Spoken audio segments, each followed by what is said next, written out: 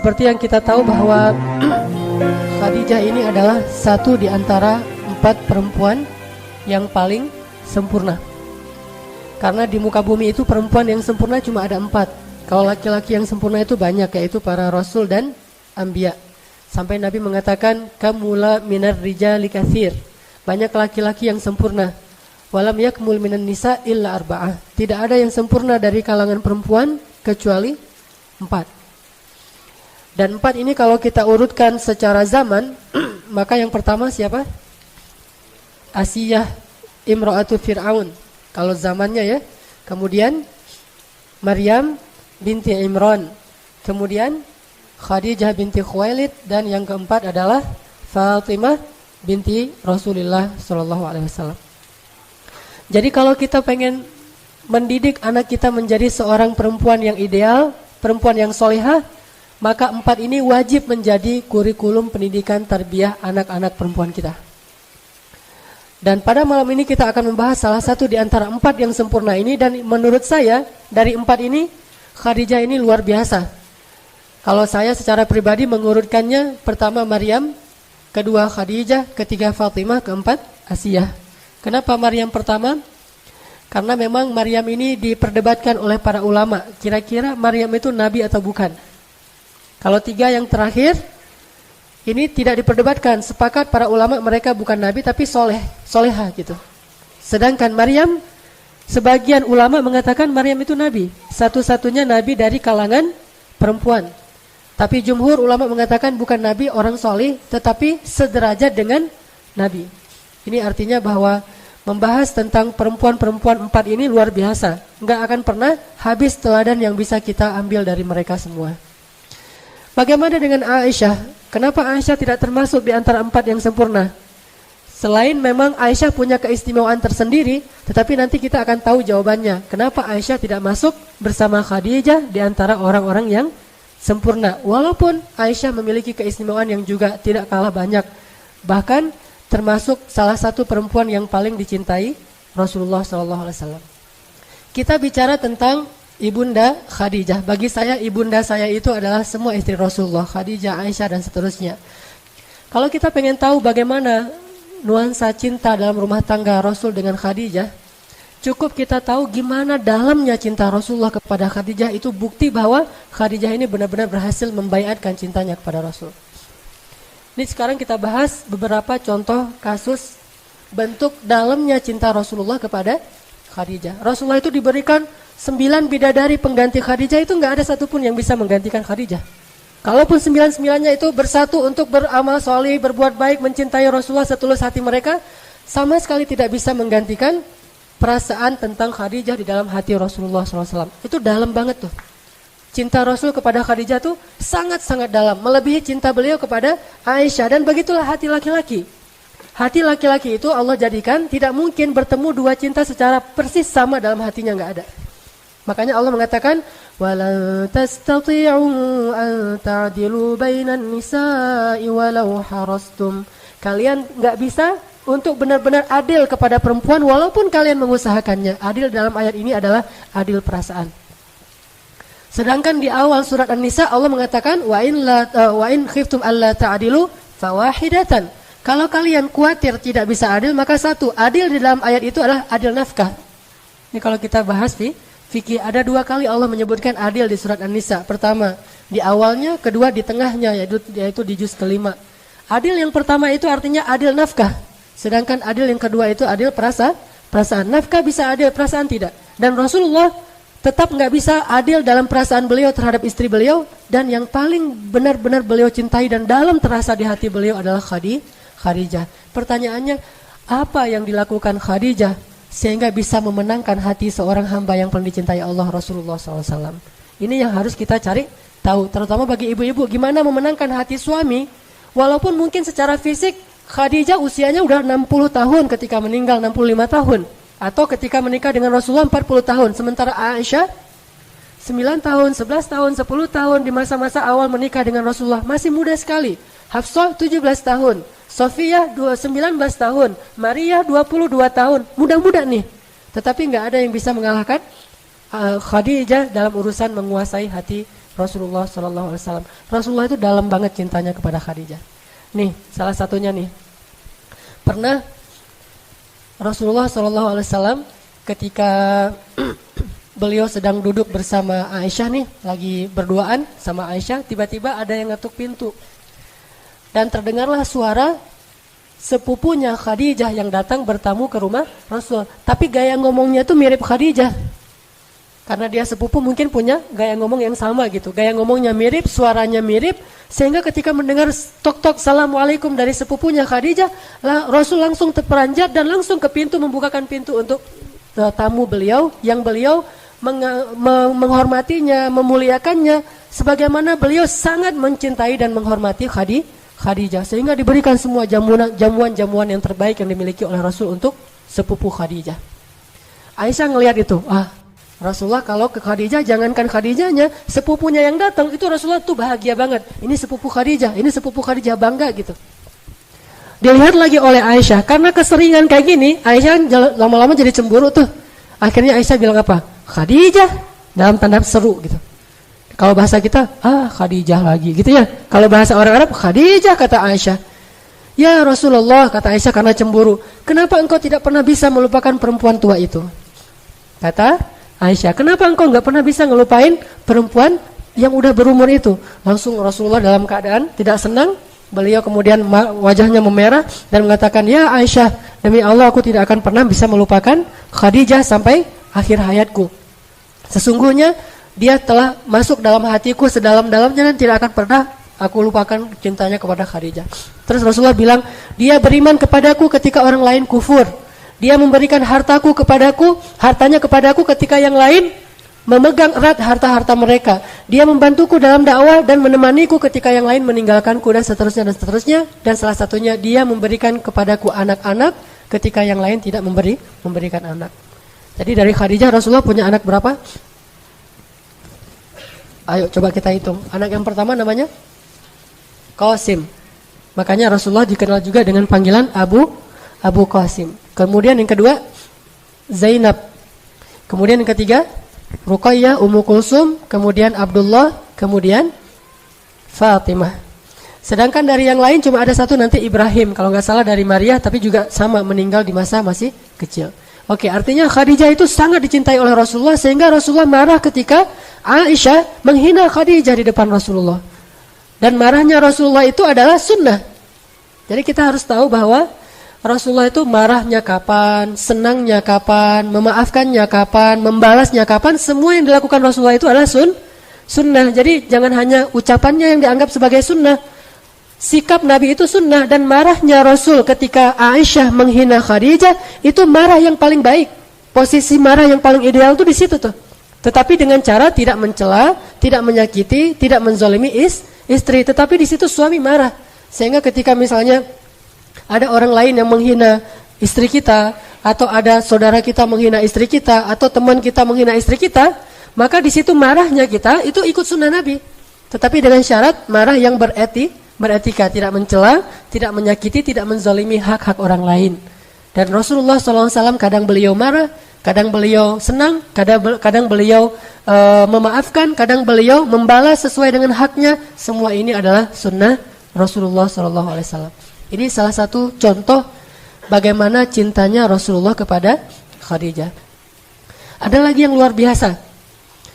Ketika terjadi Fathu Makkah, apa arti Fathu Makkah? Ada orang bilang penaklukan kota Makkah, bukan. Pembebasan kota Makkah, karena Rasulullah tidak menaklukkan siapa-siapa. Pembebasan kota Makkah. Ketika terjadi pembebasan kota Makkah, Fathu Makkah, itu semua sahabat itu pulang ke rumah-rumah mereka masing-masing. Sahabat Muhajirin, Utsman pulang ke rumahnya, Umar pulang ke rumahnya, Abu Bakar pulang ke rumahnya, bahkan Ali juga pulang ke rumahnya. Tapi Rasulullah tidak pulang ke rumahnya yang ada di Makkah. Kemana beliau pergi? Beliau pergi jauh ke Ma'lah, dan kemudian beliau membuat tenda persis di sebelah makamnya Khadijah. Di sanalah beliau bermalam selama terjadi Fathu Makkah, di sebelah makamnya Khadijah. Buat tenda di situ. Setelah itu malam-malam beliau nggak mau diganggu, mau berduaan aja dengan Khadijah. Beliau duduk di depan makamnya Khadijah, kemudian beliau bicara kepada Khadijah. Baca nanti Sirah Ibnu Hisham, sirah yang paling lengkap tentang Rasulullah SAW. Disebutkan di situ Rasulullah curhat kepada Khadijah sambil menangis di depan makamnya Khadijah. Rasulullah mengatakan, ya Khadijah, sadaqti ya Khadijah, sadaqti. Kamu benar ya Khadijah, kamu benar. Apa yang kamu ucapkan dulu tuh benar banget. Apa yang dibenarkan oleh Rasulullah tentang Khadijah? Dulu ketika awal dakwah Nabi lakukan di Makkah, Rasulullah itu kan dicela, dihina, dimusuhi. Khadijah bilang apa? Ya Rasulullah, demi Allah, jangan khawatir. Sesungguhnya Allah pasti akan memenangkan agama ini. Dan Allah tidak akan mengecewakan engkau. Jadi semangatlah ya Rasulullah. Allah gak akan ngecewain engkau. Dan Allah pasti akan memenangkan agamamu ini. Itu yang dikatakan Khadijah di awal dakwah. Ternyata sekarang Rasulullah berhasil membebaskan kota Makkah. Sehingga Rasulullah datang kepada Khadijah. Kemudian beliau mengatakan kepada Khadijah. Dan Khadijah di dalam kuburnya, entah dia dengar entah tidak, Allah yang lebih tahu. Rasulullah mengatakan, ya Khadijah, sadaqti ya Khadijah, sadaqti. Kamu benar banget wahai Khadijah. Allah telah menunaikan janjinya untuk memenangkan agama ini sebagaimana kata-katamu dulu. Kemudian Nabi menangis di kuburan Khadijah. Sama seperti misalnya saya pulang ke Aceh. Ibu saya meninggal dalam musibah tsunami bersama kakak saya dan dimakamkan di pemakaman massal, pemakaman umum. Dan itu jaraknya dengan bandara itu dekat. Jadi kalau saya pulang turun bandara itu langsung sekitar 15 menit itu udah ada pemakaman tentang korban tsunami. Saya selalu kalau pulang ke Aceh itu keluar dari bandara langsung mampir ke kuburan ibu saya. Cuma kan saya nggak tahu posisi ibu saya di mana kan gede banget tuh, berapa hektar gitu. Nah akhirnya saya duduk di salah satu pojok pemakaman besar itu, kemudian saya ngomong gitu, Mak, ini abang udah pulang Mak gitu. Pas awal-awal saya datang dari Mesir tuh berkesan banget tuh. Karena saya pengen banget ngajak ibu saya jalan-jalan, naik pesawat. Kan ibu saya belum pernah naik pesawat tuh. Pengen ngajarin ya gimana rasanya naik pesawat. Malah kalau bisa pengen umrohin ibu dan segala macam. Cuma ya Allah mentakdirkan yang lain. Pas saya pulang saya curhat, Mak ini abang pulang. Kak Yus, kakak saya namanya Kak Yus nih adik pulang segala macam. Ngomong aja di situ. Itu bukan bid'ah. Dan itu nggak ada hubungannya dengan ahli kubur itu dengar atau enggak. Kita kan nggak tahu ya, karena Allah yang lebih tahu. Cuma itu adalah bentuk dari memuaskan rasa rindu seorang kekasih kepada kekasihnya. Dan Rasulullah melakukan itu. Bukannya Khadijah pasti dengar kemudian nanti bisa dialog. Ini lain lagi nih. Kalau ada yang minta fatwa ke ahli kubur, minta nasihat misalnya, mau pemilihan caleg gitu ya. Datang ke kuburan, Mbah, ini muridnya Mbah mau minta nasihat gitu-gitu ya. Minta wejangan, terus pura-pura dengar. Oh iya ya Mbah, ya ngerti Mbah gitu. Apa yang dia ngerti? Ada yang kayak gitu. Ini Allah alam ya, saya nggak ngerti. Saya nggak berani memfatwakan itu bid'ah atau enggak. Saya bukan ahli fikih, tapi yang dimaksud dengan curhatnya Nabi itu bukan kayak gitu. Curhatnya Nabi adalah Rasulullah itu hanya ingin mengekspresikan betapa rindunya beliau kepada Khadijah. Beliau ingin sekali bertemu dengan Khadijah, memeluk Khadijah, mengatakan kepada Khadijah, wahai Khadijah, perjuangan kita sekarang sudah menang. Beliau ingin mengatakan itu kepada Khadijah. Beliau ingin memperlihatkan kepada Khadijah bahwa pengorbanan Khadijah itu gak sia-sia. Beliau ingin tunjukkan kepada Khadijah bahwa Khadijah itu benar dan dia adalah istri sejati yang pernah menolong Rasulullah dari awal berdakwah di Makkah. Itulah Khadijah. Gak ada istri yang bisa lebih hebat daripada Khadijah. Sehingga Rasulullah datang ingin curhat kepada Khadijah dan mengatakan, ya Khadijah, sadaqti, kamu benar wahai Khadijah. Apa yang kamu katakan itu benar, bahwa perjuanganmu itu gak sia-sia. Allah sudah memenangkan perjuangan kita ya Khadijah. Ini bayat cinta. Apa yang sudah dilakukan Khadijah sehingga begitu dalam cinta Rasulullah kepadanya. Bahkan tidak tergantikan oleh 9 orang istrinya, walaupun istri-istri yang cantik dan masih belia. Ini kita bandingkan aja tanpa ada niat menjelek-jelekan Aisyah ya. Karena kalau kita bahas Aisyah juga luar biasa. Tapi kita bandingkan misalnya Rasulullah pernah pulang ke rumah Aisyah dalam keadaan lelah, capek, habis berdakwah, habis berjihad. Kemudian Rasulullah sampai di rumah dalam keadaan lelah banget bilang gini, ya Aisyah, kepalaku sakit banget. Kata Rasulullah kan? Apa kata Aisyah? Kepalaku juga gitu. Jadi kita boleh milih nih, mau jadi Aisyah, maka derajat kita derajat Aisyah. Mau jadi Khadijah, nggak kayak gitu. Ketika Rasulullah datang kepada Aisyah, ya Aisyah, kepalaku sakit banget, pengen dipijitin gitu ya. Kata Aisyah, kepalaku juga nih, manja. Akhirnya Rasulullah, oh ya udah. Akhirnya Rasulullah mijitin Aisyah, nggak jadi sakit kepala demi Aisyah. Itu kan suasana hidup di rumah tangga Rasul dengan Aisyah. Memang Rasulullah nggak mempersoalkan itu, tapi tetap Aisyah nggak akan pernah bisa ngalahin Khadijah kalau kayak gitu. Sedangkan Khadijah ketika Rasulullah datang, zammiluni, dathiruni, langsung dipeluk oleh Khadijah, di pintu dibuka pintu oleh Khadijah, terus Nabi bilang, "Zamiluni," langsung dipeluk oleh Khadijah, ditutup pintunya, dibawa masuk ke kamar, ditutup kamarnya biar Rasulullah enggak takut. Karena waktu itu Rasulullah seperti anak yang baru ngelihat hantu, ketakutan banget. Pengalaman pertama melihat Jibril, akhirnya diselimuti oleh Khadijah, dibelai oleh Khadijah, kemudian dipeluk oleh Khadijah sampai Nabi tenang. Jadi Nabi enggak mengatakan zamiluni juga, enggak ada. Itu bukan Khadijah. Atau zamiluni, pergi sendirilah di kamar banyak selimutin sendiri. Enggak ada itu Khadijah. Jadi zamiluni dizamilu beneran. Dan 2 kali kan?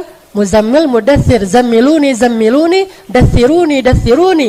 Ini menjadi simbol, walaupun kita enggak ngelihat persis adegannya kayak gimana, tetapi di sini ada pesan dari Allah. Ayat itu kan turunnya di dalam pelukan Khadijah. Ayat yang turun di dalam pelukan Khadijah. Ketika Rasulullah datang dalam keadaan ketakutan, Rasulullah bilang, dathiruni, dipeluk oleh Khadijah, dibawa ke kamar, kemudian dibelai oleh Khadijah, turun, ya ayyuhal muddaththir. Kemudian pulang lagi ketika berdakwah, dihina, dicela, dimusuhi oleh orang-orang kafir, Nabi sedih banget, kemudian pulang dalam keadaan sedih mengatakan, zammiluni. Kemudian dizammiluni oleh Khadijah, dipeluk dalam pelukan itu, ya ayyuhal muzzammil. Artinya apa? Rasulullah itu selalu bisa selesai masalahnya jika pulang ke rumah. Bukan pulang ke rumah nambah masalah ya. Ini namanya Khadijah, wafa. Jadi rumah itu benar-benar hiburan buat suami, oasis buat suami yang gersang di luar, ada masalah apapun, pulang ke rumah itu menyelesaikan masalah. Bukan keluar rumah itu untuk menyelesaikan masalah. Ini unik ya. Ada banyak orang yang kenapa jarang pulang? Biar selesai masalahnya. Lalu datanglah waktunya setelah 15 tahun menikah dengan Rasulullah yang aman, hidupnya damai, semuanya tercukupi, mereka orang yang mampu, bahkan termasuk orang kaya. Hidupnya itu enak banget, banyak pembantu. Datanglah masa-masa sulit. Jadi kalau orang dari awal sulit mungkin udah lebih siap ya. Ini dari masa-masa yang begitu nyaman, tiba-tiba gara-gara dakwah jadi sulit. Nggak pernah Khadijah tuh ngeluh, ini gara-gara engkau ini terlalu sibuk ngurusin orang lain, akhirnya hidup kita jadi susah. Tuh lihat anak-anak terlantar segala macam, nggak pernah sama sekali memberatkan suaminya. Benar-benar mendukung habis-habisan 100% all out kepada Rasulullah SAW. Sehingga datanglah wahyu pertama. Apa wahyu pertama kepada Rasulullah? Bukan, kalau itu ayat pertama. Bedain, kalau pertanyaannya, sebutkan wahyu pertama yang datang kepada Nabi, itu adalah sunrise. Mimpi melihat sunrise, itulah wahyu pertama. Tapi kalau ditanya ayat pertama yang turun kepada Nabi, jawabannya adalah surat Al-Alaq di awal itu, setengah dari surat Al-Alaq. Jadi beda wahyu dengan ayat. Memang ayat yang pertama surat Al-Alaq, tapi kalau wahyu bukan Al-Alaq yang pertama. Wahyu yang pertama didapatkan oleh Rasulullah itu adalah Rasulullah berkali-kali mimpi melihat falakis subhi. Falakis subuh itu kalau diterjemahin melihat cahaya sunrise. Berkali-kali kayak gitu. Terus Nabi jadi khawatir, loh ini kenapa saya mimpinya aneh gitu. Udah gitu, sejak saat itu Nabi kalau keluar rumah sering dipanggil-panggil. Yang manggil siapa? Batu, pohon. Manggil, ya Muhammad, engkau itu Rasulullah. Nabi cari-cari, gak ada orang. Terus Nabi lari gitu ketakutan. Ada lagi yang manggil, pohon manggil, ya Muhammad, engkau Rasulullah. Lari lagi. Rasulullah merasa aneh nih, kayak orang kerasukan, diganggu sama setan. Akhirnya datang ke Khadijah. Ya Khadijah, apa yang terjadi pada saya nih? Kok akhir-akhir ini saya sering mimpi aneh. Kemudian ada yang manggil-manggil tapi gak ada orangnya. Apa kata Khadijah menenangkan? Wahai suamiku, gak usah khawatir, jangan sedih.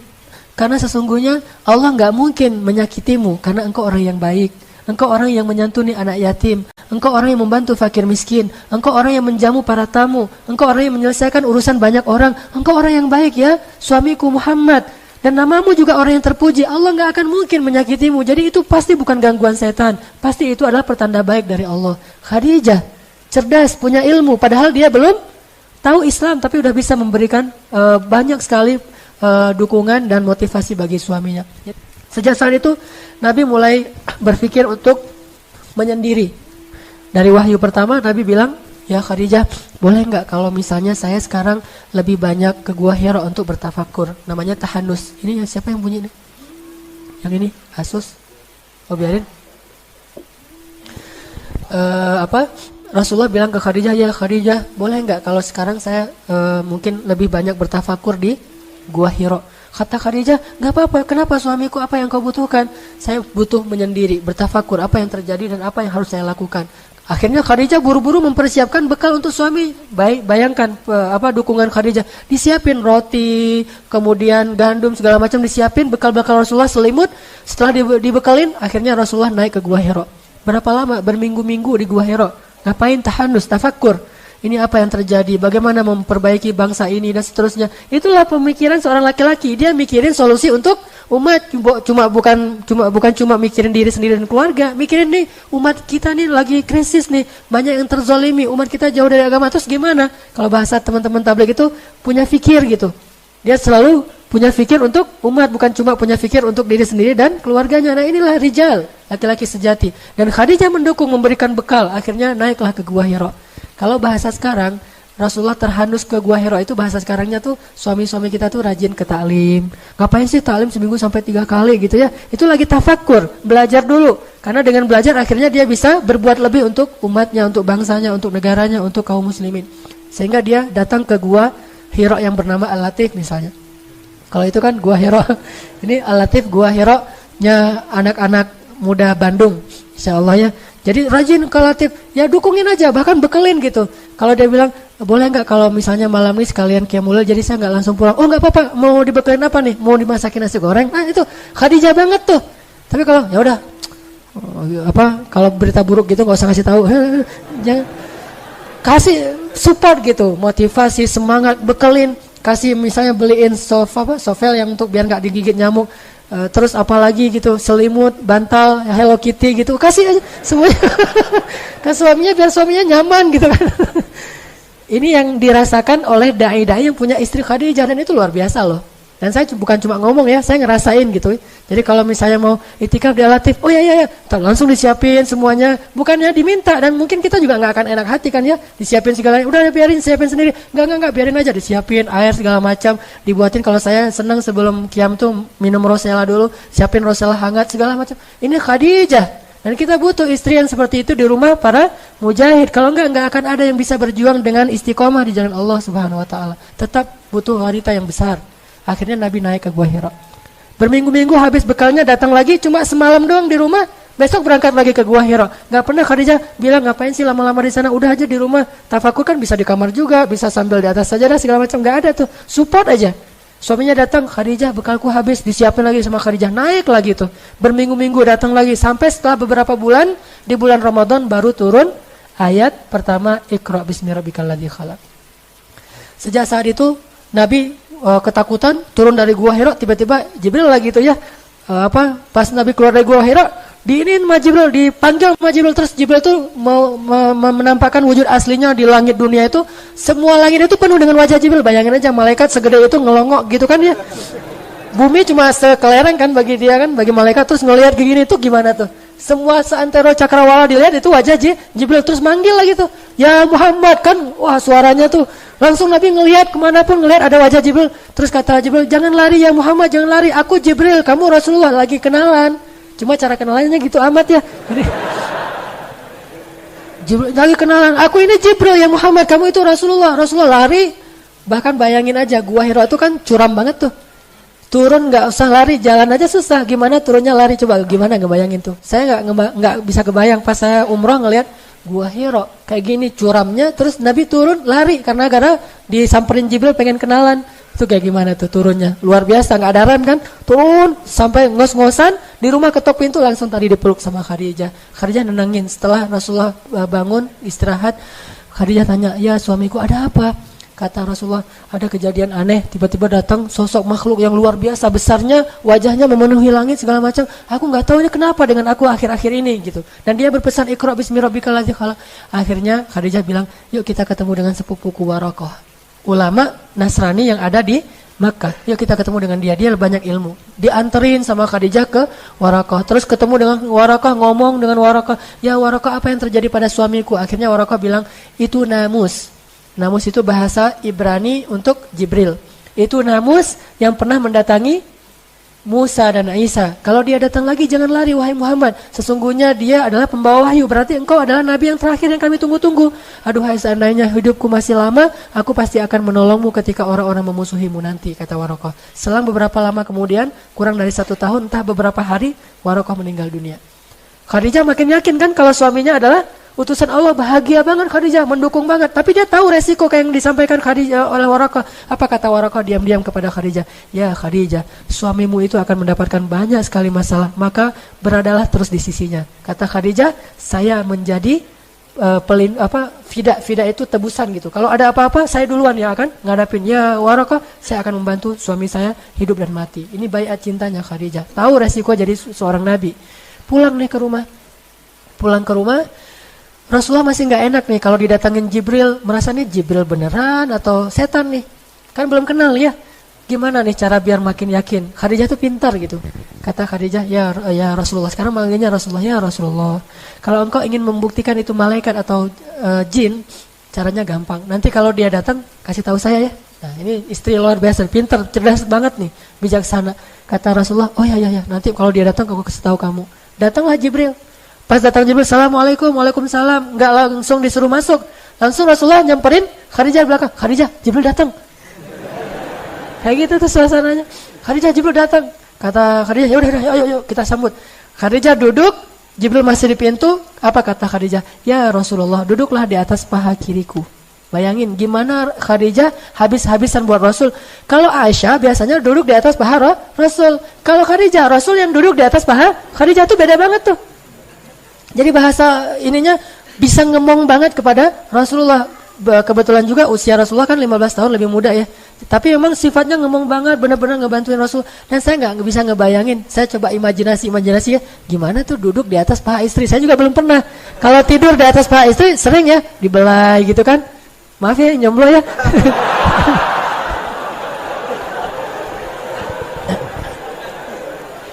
Pulang dari Al-Latif, udah ngomong dua sesi taklim, sesi tarbiyah, capek banget pulang, mau tidur di atas, paha istri dibelah-belah gitu, itu enak banget loh.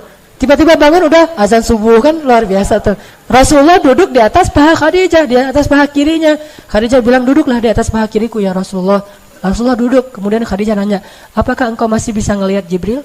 Kata Rasulullah masih bisa ya Khadijah. Kalau gitu coba pindah ke paha kanan. Ini dalam hadisnya kayak gitu.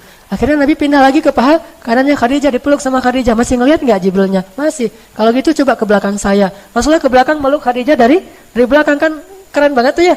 Meluk dari belakang kayak orang lagi ngapain gitu kan. Udah gitu Khadijah nanya, ya Rasul masih ngelihat Jibril nggak? Masih. Akhirnya Khadijah pura-pura mau membuka cadar dan jilbabnya. Pas dia mau membuka itu Rasulullah tanya, ya Rasulullah masih ngelihat Jibril? Kata Rasulullah, udah nggak ngelihat, Jibril udah pergi. Kata Khadijah, kalau gitu dia benar-benar malaikat. Kenapa? Malaikat nggak mau melihat aurat. Malaikat tidak mau melihat aurat. Kalau dia masih ngelihat, melototin lagi, itu jin banget tuh. Kan cerdas banget ya Khadijah ya. Cara nguji mana malaikat, mana jin. Jadi yang senang ngelihat melototin yang gitu-gituan, itu jin. Kalau malaikat nggak senang yang gitu-gituan. Jadi kalau kita pengen nih, yang cewek-cewek nih pengen doanya mustajabah, diaminkan oleh malaikat, kemana dia pergi dinaungin malaikat, berarti muhajjabah, tutuplah auratnya, karena malaikat gak mau dekat dengan orang yang membuka aurat. Kenapa? Malaikat itu sangat terjaga. Pandangan matanya malaikat itu terjaga. Emang malaikat ada hawa nafsu? Ini bukan soal nafsu ya, tapi soal kesucian, kehormatan, dan malaikat itu menghargai perempuan. Sehingga malaikat gak mau melihat perempuan yang sedang membuka aurat. Jadi kalau malaikat Jibril datang ke rumah Khadijah, itu pasti minta izin dulu. Takutnya Khadijah belum pakai jilbab. Makanya Khadijah nguji nih. Pas mau dibuka, belum dibuka juga, Jibril udah pergi tuh. Ya Rasulullah masih ngelihat? Enggak, berarti dia Jibril malaikat, bukan jin. Makin mantap tuh Rasulullah. Oh ya, kalau gitu berarti saya benar-benar Rasul nih. Kan tadi ragu tuh. Rasul beneran gak sih? Apalagi setelah dapat ayat pertama Al-Alaq, 6 bulan itu gak ada wahyu. Nah dalam 6 bulan itu kan Nabi jadi ragu lagi. Jangan-jangan saya gak jadi Nabi nih, dibatalin gitu kan. Khadijah terus 6 bulan. Jadi awal-awal masa Nabi beradaptasi dengan status baru sebagai Rasulullah, Khadijah itu benar-benar ngedukung Rasul. Ditambah lagi ketika turun ayat, sekarang berdakwahlah secara terang-terangan. Mulailah episode-episode yang sulit. Mulai dicela, mulai dimusuhi, mulai habis-habisan. Ketika Rasulullah pulang dalam keadaan wajahnya berlumuran kotoran, bajunya banyak kotoran, Rasulullah pulang ke rumah, Khadijah sambil menitikkan air mata, sambil membersihkan kotoran di tubuh Rasulullah. Tapi terus ngasih motivasi, tapi nangis gitu, karena sedih suaminya diperlakukan kayak gitu. Dan yang paling membuat saya merasa sedih itu adalah ketika Rasulullah SAW itu imbas dari dakwah beliau itu sampai kepada anak-anak beliau yang perempuan, putri-putrinya. Saya nggak bisa ngebayangin tuh kalau putri saya diperlakukan kayak gitu gara-gara dakwah saya. Itu luar biasa. Siapa putrinya yang diperlakukan kayak gitu? Ruqayyah dan Ummu Kulsum. Ruqayyah dan Ummu Kulsum dinikahkan dengan putranya Abu Lahab. Berarti sepupuan ya. Nikah dengan sepupunya. Abu Lahab gak beriman kepada Rasulullah. Sehingga gara-gara Abu Lahab benci sama Rasulullah, apalagi setelah berdakwah, Abu Lahab menyuruh anak-anaknya untuk menceraikan istri mereka, yaitu anak Rasulullah. Diceraikannya tuh bukan dengan cara yang biasa, diceraikan dengan cara yang hina banget. Diusir dari rumah, disuruh pulang ke orang tuanya sambil dimaki-maki gitu. Sehingga akhirnya datanglah Ruqayyah ke rumah Khadijah. Ibu gitu nangis, kenapa nak, kenapa? Suamiku menceraikanku, mertuaku marahin aku, mereka mencela aku segala macam, katanya aku anak seorang pendusta segala macam, nangis habis-habisan di depan Khadijah, dipeluk oleh Khadijah. Terus Khadijah bilang, sabar ya, jangan sampai kita membuat ayah kita susah gara-gara kamu dalam kasus ini. Enggak dikasih tahu kepada Rasulullah. Sampai akhirnya Rasulullah tahu sendiri dari keluarga Abu Lahab, saking menjaganya perasaan Rasulullah. Jangan sampai concern Rasulullah di dakwah itu terganggu oleh masalah anaknya. Bukan justru bilang ke Rasulullah, lihat tuh anak kita tuh jadi imbas gara-gara kerjaan kamu. Enggak, justru disuruh sabar anaknya, jangan ngeluh ya, kita harus dukung ayah kita gitu. Terus aja.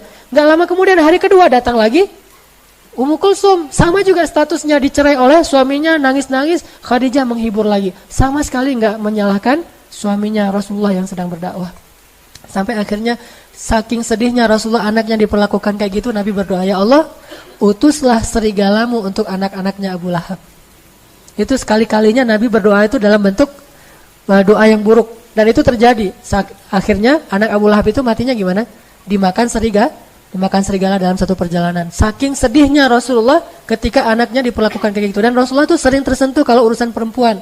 Kalau ada perempuan yang dizalimi, Rasulullah itu marah banget. Termasuk kenapa Rasulullah membunuh satu Bani Quraidah orang Yahudi, karena melecehkan seorang perempuan, roknya diikat dengan tali, kemudian pas dia jalan kesikap auratnya sehingga dia malu.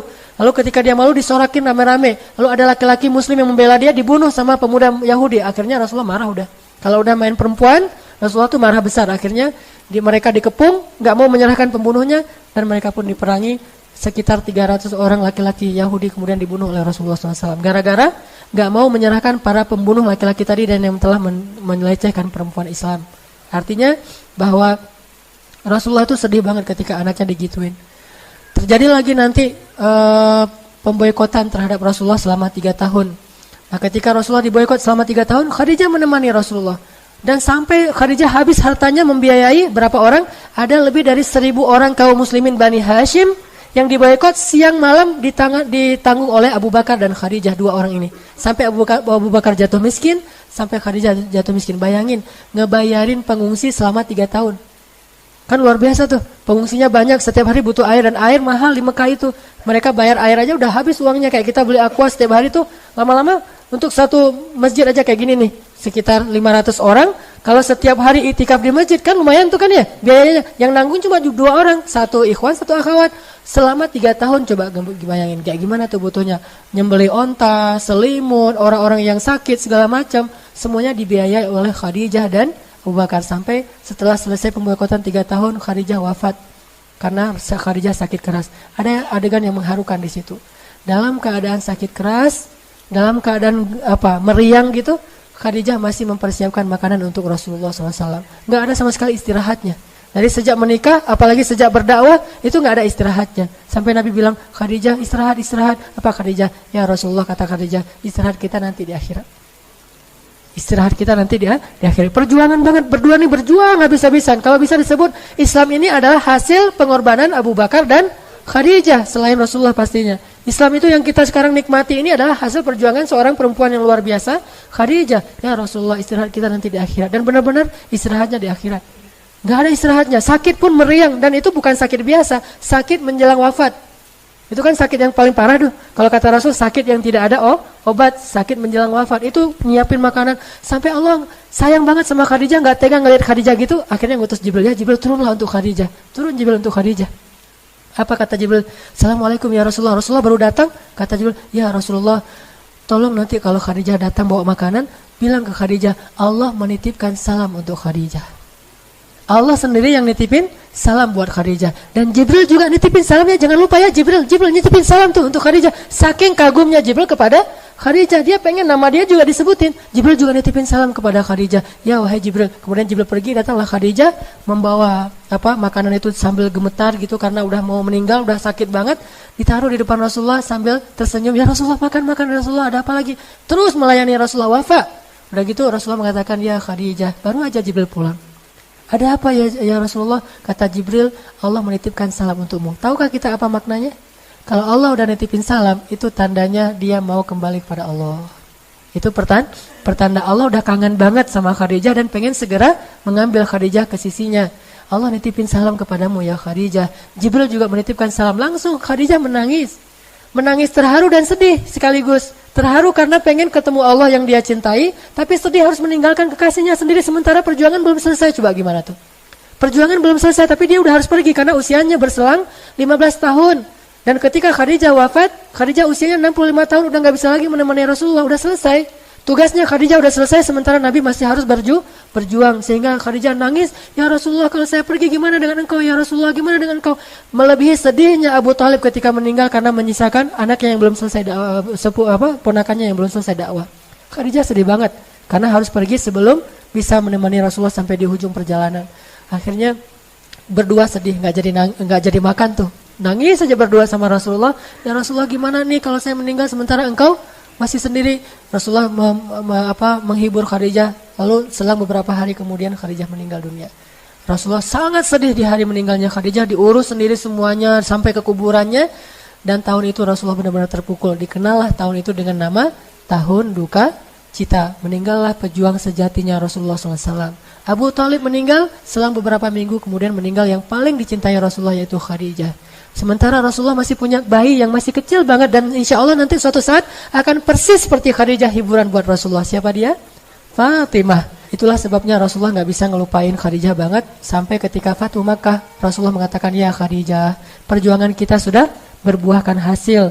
Benar kata-katamu wahai Khadijah, engkau benar, Allah akan memberikan kemenangan bagi agama ini.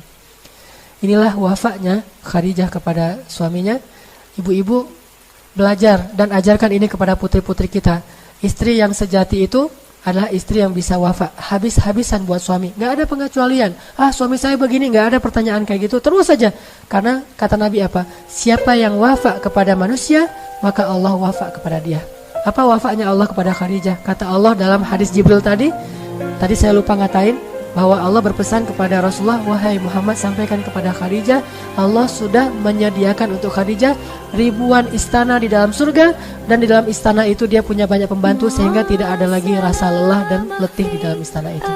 Khadijah selama ini udah letih selama 10 tahun menemani Rasulullah, sekarang sudah tidak ada lagi letih. Seperti kata Khadijah, ya Rasulullah, istirahat kita nanti di akhirat.